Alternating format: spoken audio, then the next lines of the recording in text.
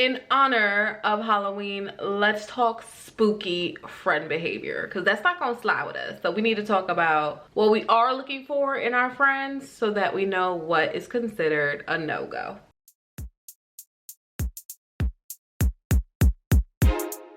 Hey baby loves, welcome back to the fiesta. If you're new here, my name is Keishana Dupuy, and if you're not, you're loyal. Don't forget to subscribe and click the notification bell below if you're interested in seeing weekly hair or skin product reviews, tips, tricks, and advice every Sunday. Today is Sese Sunday. Today is Sese Sunday. Today is Sese Sunday.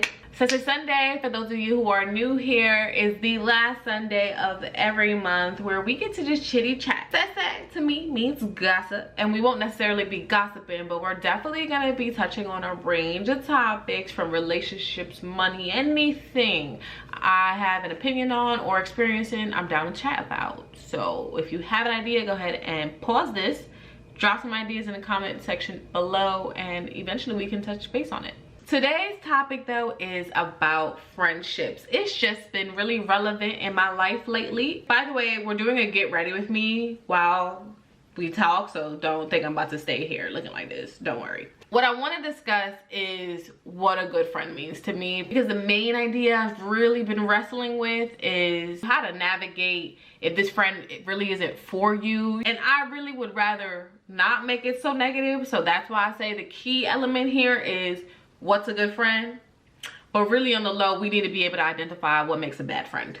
We're gonna conceal first, going very light with the phase. So the first thing I actually want to talk about is the 4 qualities I feel like a good friend is required to have. It's not necessarily in order of what's most important or not, but it all needs to be there for you to be qualified as a good friend. Again, in no order. 1, you need to be supportive. 2, loyal. 3, honest. And 4, comforting, safe.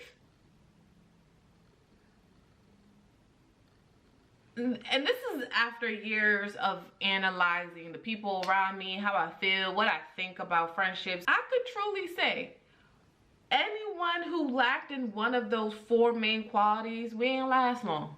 And it's incredibly important to me. People think I'm dramatic. People think I'm doing the most. But I say all that to say, like, I truly have analyzed this, and I really, really believe that these are the qualities that you need in a friend. So let's break it all down.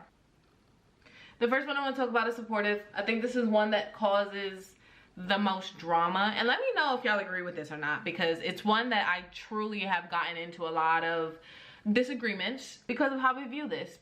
I feel like a non-supportive friend is not a real friend. Straight up.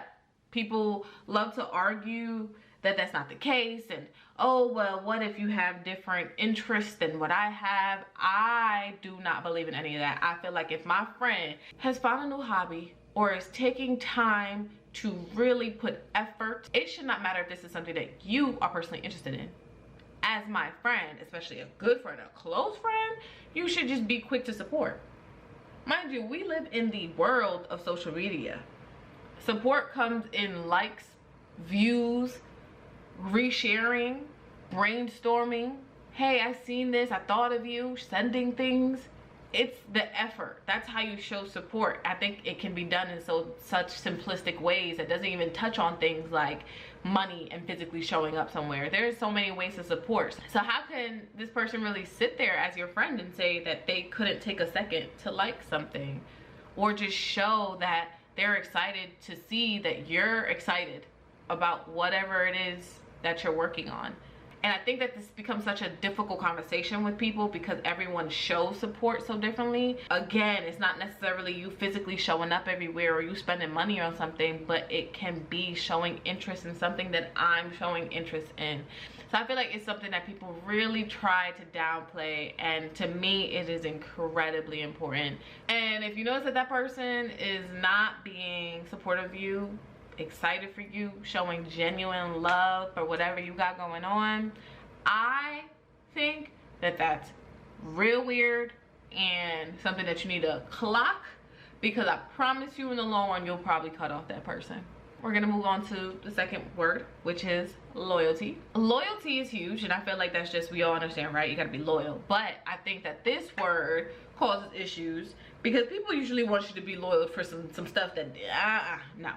When I say loyalty, I mean loyalty in terms of, yes, if someone is being disrespectful, disgusting towards me, I'm gonna need you to be loyal and be like, no, if this person is gonna be rude or, you know, whatever to my good friend, I'm probably not gonna associate with them, or at least I'm gonna back them up and be like, well, you're bugging out, you know.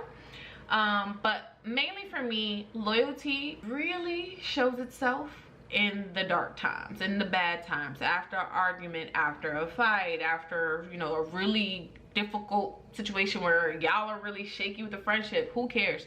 A real friend, a loyal friend, even in the bad times, they quiet about your business. Even in the bad times, they got your back. A real friend, even in the bad times, not gonna come talking about the business that you told them when y'all was besties. And that messes a lot of people up. If I can't trust that you would not in any way share my business, oh no, baby. I ain't gonna consider you a close friend now. No. For people like that, if you try to figure out how they move, pay attention to when they're having issues with other people and how they react. If they instantly start spewing the business, sharing the stuff, they ain't a real one, they're not loyal. We don't want those in our circle. Next word is honesty. I don't want no lies around me. I cannot be wondering if you telling the truth, if you being sneaky, if you fake, like all of that. I need to know that whatever you say is honest. Let's say you did get caught in a little white lie. If I straight up am asking you something to your face, please don't lie to me. Oh God, those type of people, those are the most savage folks. If you ask someone something in their face and they lie to you, that's a different type of breed. You just should never ever want that type of person around you, for real, for real. So essentially, this person needs to be able to be honest, especially when it's hard to be. Regardless of what that situation looks like, at the time that it matters, if they need to be honest, will they be? I feel like honesty is one that just makes sense, right? Like, we all know why we want honest people around us. And then the last word in my top 4 qualities that the friends need is comfort, safety. So I mean that in the sense of this person, when you're around them, it's a feeling of comfort and safety. It's a vibe. You understand that you are in a safe zone when you're around this person. You're not kind of tippy-toeing. You're not questioning if they meant that as a joke for real. You just want to feel comforted. You want to feel safe. You want to feel like you can be you. You should just totally feel at ease. I feel incredibly safe, at ease, comforted. All of the, you know, just the warm and fuzzy words when I'm with my best friends. Especially since I moved to Texas and got my own house. I've been really protective about who we let into our home and who's around, because that's the reality of the situation as you get older. Your space is sacred. Your energy is sacred. The people who are around you the most matters. So if you're ever feeling unsafe or discomfort in someone's presence, they're definitely not of the good friend caliber. Because if the situation is supposed to be cool but you feel off, oh, I trust my gut. I trust a vibe. I could feel a vibe instantly. If I feel like I'm questioning anything, if I feel like things have switched up and changed, whatever the scenario is, if I don't feel good about it, no. Don't subject yourself to no weirdness. I think the main reason why I've been really just reflective about friendships is because it really does change everything you do. Having the friends I have, the people closest to me in the past few years, having the discussions that we've been having has really allowed me to grow my mind and my feelings and all that good stuff. So I am truly in a space where I understand what that means, and that's probably why I've been extra hard on who I consider a friend. Go ahead and comment below if you have any thoughts about anything I said today, or if you have any requests for topics for our Success Sundays. Go ahead and let me know what it is, because if your idea is selected, you will get a shout out. Thank you so much for watching. I'll be back soon. Ciao.